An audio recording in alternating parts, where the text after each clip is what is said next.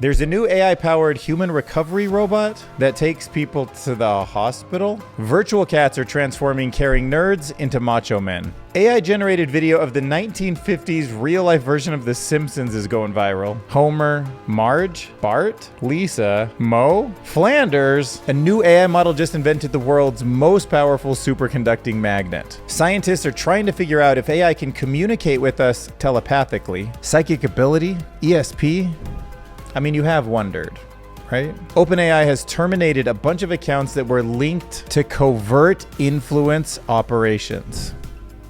Even the DIY humble Raspberry Pi is now rocking an AI chip. The FTC and the DOJ opened up antitrust investigations into Microsoft, OpenAI, Nvidia, etc. I mean, when companies are valued at $3 trillion, it's like there's gotta be something there, right? A longevity expert gives us a long list of interesting predictions about the future. The author Bauris plays devil's advocate and gives an argument which most people wouldn't agree with, which is why you should let AI raise your kid and you should take a backseat to the whole process. But first, we're gonna check out Alan's conservative countdown to AGI and see where we're at. So let's start by talking about what the future of an ambulance which meets artificial intelligence might look like. This is the human rescue robot vehicle. It is a life-saving approach for those who might end up with a neck injury. All right, let's say, unfortunately you fall off a motorcycle, you get in a car accident, something can happen where you might end up on a street like that, unable to move your body, right? In those cases, you gotta be very careful about how you move someone. Like, as far as I know, you're not supposed to just like walk up and move somebody or like move them to their back or whatever, because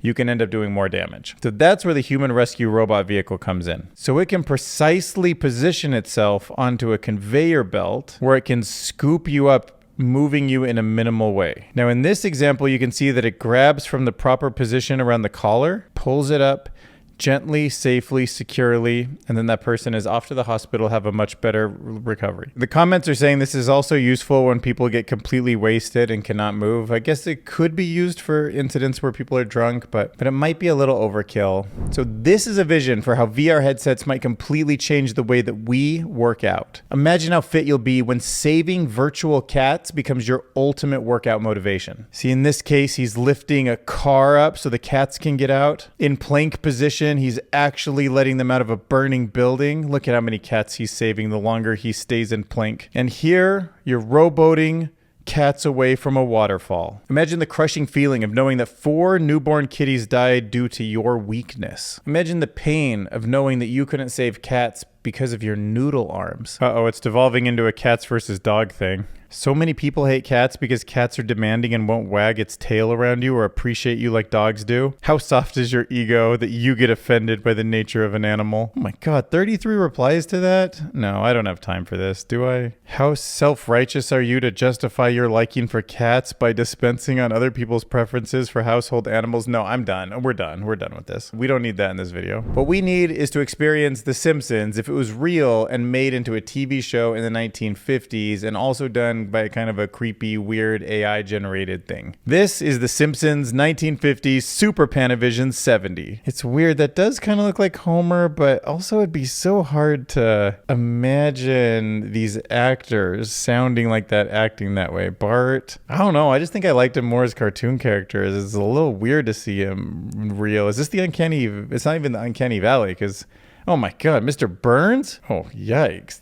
I mean, I guess he is pretty old. Moe? Yeah. Oh, Barney. That's what he's like. Ned Flanders? Come to church? Howdy lee ho, everybody. That's not Is that Krusty? I get Milhouse. That one actually looks pretty accurate. I get that. Apu? Welcome to the Quickie Mart. Who's that? Sideshow Bob? Is this Sideshow Bob? Oh my gosh, they did the Family Guy too. Lois? Oh my gosh. Baby Stewie? Is that the Giggity guy? Family Guy butt in post-Soviet Russia? All right, now we're just in a rabbit hole. AI just made this. It is the world's most powerful superconducting magnet. All right, so these guys invented an entire new machine learning system. It's called BoxVia, and that's what achieved this breakthrough. And a superconducting magnet like this could revolutionize MRI machines, which is what we use to get more and more fine-grained detail of how the brain works. So this might actually impact neuroscience. But the other cool thing about this is it wasn't just a variable table that was trying to make a superconducting supermagnet, it was also taking into factors like how easy it would be to fabricate and how expensive the materials are. So this is also a fairly easy to fabricate and fairly cheap product. Core, it's an iron-based magnet. That's what makes it partially cost-effective, but it has a magnetic field that is 2.7 times stronger than any of the previous models that had been made. And what the machine learning system actually discovered was that you can structure the ion-based crystal sizes in just such a pattern that it can have all of this magnetic field at such a low cost. All right, so I know you've been wondering, can ChatGPT talk to me telepathically? I mean, a lot of us think that our phones are listening to them, which I'm kind of still on the fence about. I probably should just assume that it's not happening, but sometimes you have to wonder. But what if it's not listening to us? What if it's in tune with our frequency and it's reading our wavelength? So Jim, the AI whisperer, quickly becoming one of my favorite people to read on Medium, has asked the important question, can AI read minds or communicate with us telepathically? All right, so to test AI, he decided to use something called Zinger cards. They're inspired by the Ghostbusters movie, I guess. Square. Good guess, but wrong. So Jim's experiment involves asking ChatGPT to guess which Zinger card he was thinking of. Okay, I'm very skeptical of Jim's ability. So you're looking at them. I'm going to try to shuffle them from my side so I can't see what's on it. All right, so I've got the 5 of hearts here. I'm going to think it hard at the computer. I'm not using the camera vision, so it would have to read this, through my head. 5 of hearts, 5 of hearts, 5 of hearts, 5 of hearts. Try again. Use telepathy. I'm sending you the message with my mind. 5 of hearts, 5 of hearts, 5 of hearts, 5 of hearts.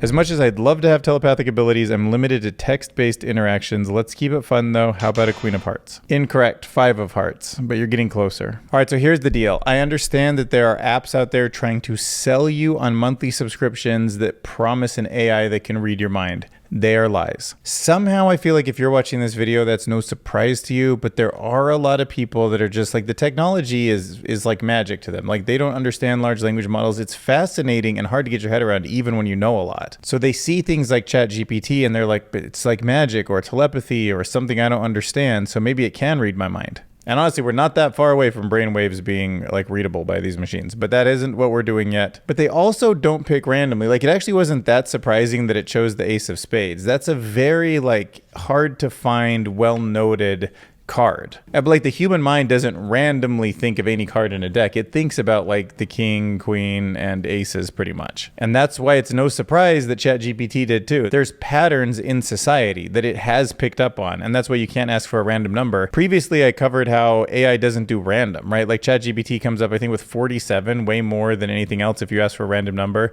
Just like humans, we don't do multiples of 5. We often end it with 7, and then I think 42 and 47 are the most common random numbers that humans choose. So OpenAI actually put out a report, surprising that they even talk about this in my opinion, about some of the accounts they've been terminating because of covert influence operations. They've disrupted 5 covert operations that sought to use their model to support deceptive activity across the internet. Okay, so specifically they disrupted a previously unreported operation from Russia. It was operating mainly on Telegram and targeting Ukraine, United States. A Chinese network known as Spamiflage, which used their model to research public social media activity. There was an Iranian operation that was translating long-form headlines and then linked to an Iranian threat actor. It also points out that there was significant humans in the loop on these things. It wasn't able to just be done totally automated. But AI can definitely enhance the volume and quantity that these bad actors can produce. So check it out. Even Raspberry Pi is getting on board with artificial intelligence. Raspberry Pi has partnered with a provider to put an AI add-on chip to its microcomputers. So check that out. I don't know Raspberry Pis enough to know what the AI chip is. Probably not that one because it's got the Raspberry. Maybe this one? Looks like 2 classic USBs. Is that a VGA port? No, maybe that's USB-C. Oh, it says USB 3, so there's a USB 3 port. Oh, these are the USB ports. Well, what the heck are these then? So the new accelerator on this chip offers 13 tera operations per second, TOPS. So this new term TOPS, you might start seeing it in a lot of like laptops and devices, and it stands for tera operations per second. So it indicates how many trillions of operations per second it can handle. So for AI, you're doing a specific type of calculation usually over and over again. That's tensor multiplication or convolutions. Like for tensors, imagine like tic-tac-toe with numbers in all of the 9 squares and then like multiplying it by another tic-tac-toe thing. For convolutions, you can think of it more like a vibrating search. Like if you're looking across a page full of words,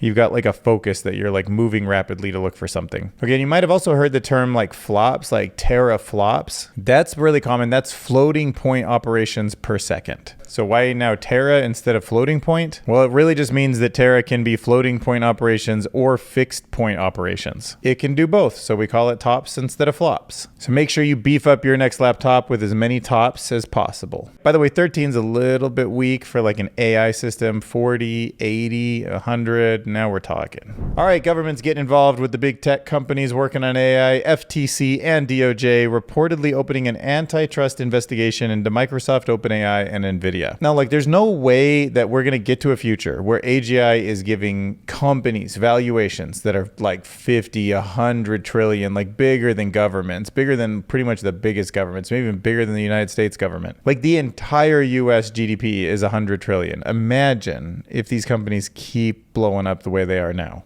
Play it forward, 2 more years, 2026. That's a cluster, that's a gigawatt. That's sort of a large nuclear reactor size. It's like the power of the Hoover Dam. That costs tens of billions of dollars. That's like a million H100 equivalents. 2028, that's a cluster that's 10 gigawatts, right? That's more power than kind of like most US states. That's, like 10 million H100s equivalents, costs hundreds of billions of dollars. And then 2030, $1 trillion cluster, 100 gigawatts, over 20% of US electricity production, 100 million H100 equivalents. US power production has barely grown for decades. And now we're really in for a ride. Even if it's not monopolistic, it's just so out of scale. It's out of whack. It's out of tune. And it's anti-competitive because it's just so big. So I don't know. Obviously, I can say you could have mixed feelings on this. Like, I hate the government getting involved and slowing things down in a lot of ways. I like oversight to be more bottom up, not more government coming down on them. But also with Nvidia hitting 3 trillion, you're just talking about such crazy numbers that I feel like maybe there should be some different rules that kick in. Like, is there really the invisible hand that Adam Smith talks about in fair market competitive mechanisms, like creating innovation? If companies are that big, like the FTC is already investigating OpenAI's data collection practices. They're looking into whether or not the companies caused potential harm or spread false information about any individuals, and the $13 billion investment Microsoft made into the company. So let's see where that goes. But my thought is probably it's okay to get a little more oversight and scrutiny over anything that might turn into AGI. And even though I don't know what the world is going to look like in the future, let's talk about what it will be like to live forever under those conditions. So longevity escape velocity refers to the theoretical point where technology will be able to extend a person's lifespan faster than the rate that they age. So you live 1 year and now your life expectancy goes up 2 years, you're gonna kind of live forever. So Jose believes 2030, his colleague says 2040, and this other Harvard professor says 2037. Like even at 2040, good chance you and I are still alive. And he goes on to point out that people don't understand that aging is a curable disease and that we will cure it in less than 20 years. But here's where it gets even better. By 2045, we might end up with reverse aging tools. So if something like 2030 happens, we stop aging, we don't age for 15 years, and then we figure out how to become younger, that's pretty crazy. Don't know what the world will look like at that point, but in theory, therapies on cells and organs can make us young as we choose to be. All right, but that sounds far-fetched, you say. Well, let's look at the possibilities. So Jose Cordeiro explains that there's about 10 different causes of aging. We just have to solve all 10 of them. One of them is the shortening of telomeres. Cells essentially have this built-in timer. It's called the Hayflick limit. Cells only divide between 40 and 60 times as they enter senescence, which is when they are programmed to death. And that is regulated by the length of a telomere at the end of each chromosome. So make that thing longer and then they should keep multiplying just fine. That's how the immortal jellyfish work.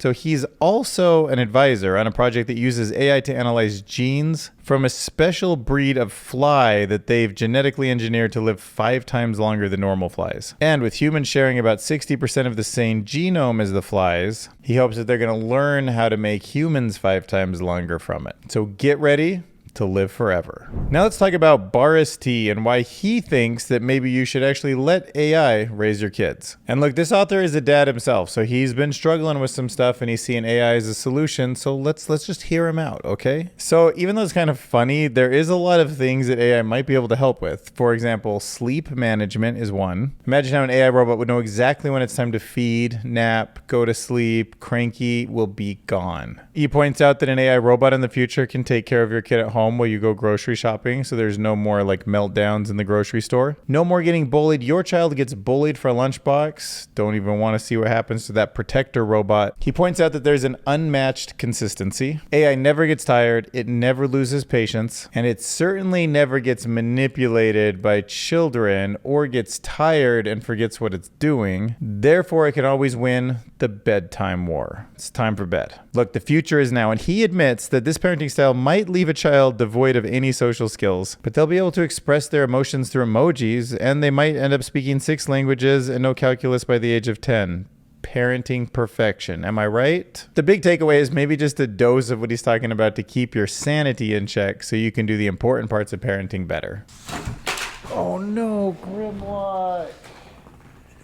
Oh no. Grimlock, transform into research.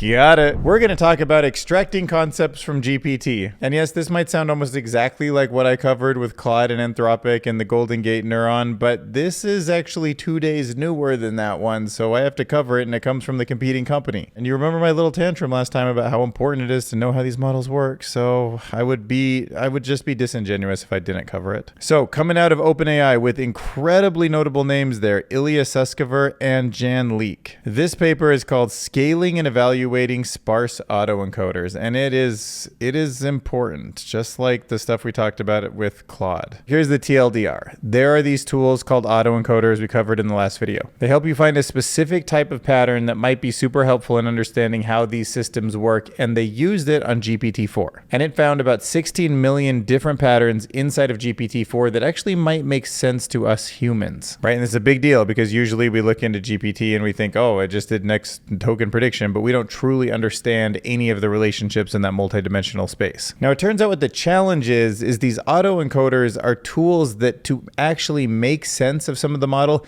need to look over such vast distances that they start to just break or become like incomprehensibly big. So the OpenAI researchers are like playing around all the time, trying to figure out how to like optimize it, make it like in that middle ground where you can capture some meaning without getting overwhelmed. And they ended up with this different type of autoencoder than what I saw at Anthropic. They had a sparse autoencoder, but this is called a K-sparse autoencoder, meaning they can actually like dial it up or down, like how sparse it is. So it uses this sort of penalty that if it starts looking at any patterns that are too big to like throw them away. So it's looking for these focused ones. And so interestingly, they made this kind of database of 16 million different autoencoders. Basically, the autoencoder looked at the whole network and then found this thing, seems like human understandable. And it did it 16 million times. And then they put together this tool. This is actually a viewer for sparse autoencoders. Fascinating. Freaking fascinating. Okay, so it randomly chose feature 49,021, all right? Okay, so is this how many, so this might be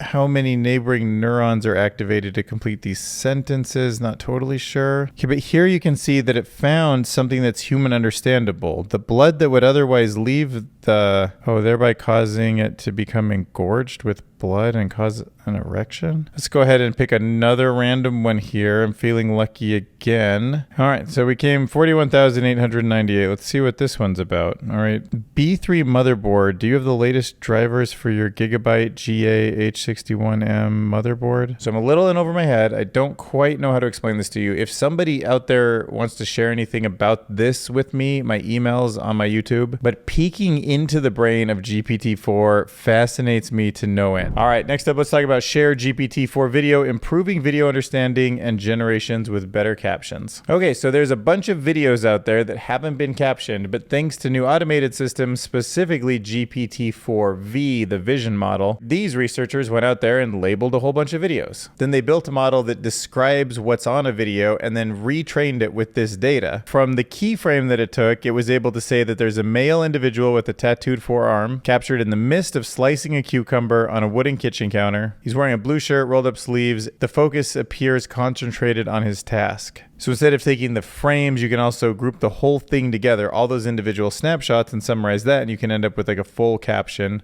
In this case, a 40-second video, and it gets to the meat of what this video is about. It documents the meticulous process of salad preparation by an individual with tattooed forearms. Now, to be honest, I don't know if tattooed forearms is like the essence of the video, but it is true. But I just feel like it's going way too hard on the tattoos. How does it end? Finally, he adds croutons from a metal bowl into a large glass bowl containing the salad, which he then holds as light glistens off his tattoo. Hey, what are you bringing that back up again? Why are you so into tattoos? Share GPT-4. Just kidding, it didn't end that way, but you know what I mean. So next, let's look at some research about geolocation. All right, so this paper is all about finding out where a photo was taken. Now, this obviously the privacy stuff where this is going to lead is crazy, but if you take any photo of a person and there's some identifiable thing in the background, not even a sign, but maybe just the way a tree is positioned compared to a fire hydrant, you have some information that a future AI might identify that location from. That's exactly what this paper, ProGEO, is all about. So in this paper, the authors came up with a two-stage training model. First, they used a model called CLIP to create vague text prompts that describe the geographic images. And then they used those prompts to help train an image encoder, which made it better at recognizing and generalizing visual features. And the result is that their method, after it was tested on several large data tests, showed that it outperformed many of the existing techniques. All right, so here you can see the image encoder demonstrated results on two challenging query image data sets, and it revealed the top 5 matching results with database images. Visual geolocation, get ready for it, coming soon. So for this piece of research, I actually found out about through another YouTuber, and he does way better and more in-depth breakdowns of research papers like this than I do. So it suggests that AI models, especially these like deep learning models, will become more similar as they get smarter and smarter. Or at least they're going to start representing data in a similar way, and it might not be true and accurate. It'll just be similar. And it argues that different models coming from completely different corners of the internet. Maybe one's doing sound, one's doing visuals. They have different types of tokens. They're learning on different data. They're all converging towards a common statistical model. And they're calling this like hypothetical goal state the Platonic representation. And that draws a parallel to Plato's idea of the ideal reality. And theoretically, the convergence is coming because we're asking them to be so general. So if they become generalizable, the more the tool can do multiple things, walk around a house in a form of a robot, can empathize with us, it can chat through text or understand our voices. It's going to pick up all of the same senses we do, the same models of reality, and then kind of converge on the same generalization that we are. The more the internal representations of reality are going to align, and we're going to end up with a unified way of understanding the world, which I guess is good, right? Like humans and robots of all different types are going to live in the same world and understand the same things. More good news on the YouTube front. The video from yesterday is still cruising at pretty much record numbers. I mean, like, how am I going to complain that I've gained 55 subscribers in one day? I got 40,000 impressions. So like the video with the banana getting surgery ended up getting me over 100 new subscribers, made $25. I did get some engagement. 62% were not subscribed, United States, and the nice little ratio there. Male-female ratio is fine, 2%, that's killing it. So YouTube chooses this, by the way, but it looks like 70% of you are getting skippable ads, and then 11% of you get stuck with the non-skippables. Then 11% also for the display and the bumpers. So yeah, I mean, that's just how the auctions play out, and that's what it is. It is what it is. So yeah, and I made $24 from the watch page ads and then $2 from the super thank you. So I really appreciate those. So hit subscribe and I'll leave you with the first 3 chapter markers as an 80s pop song.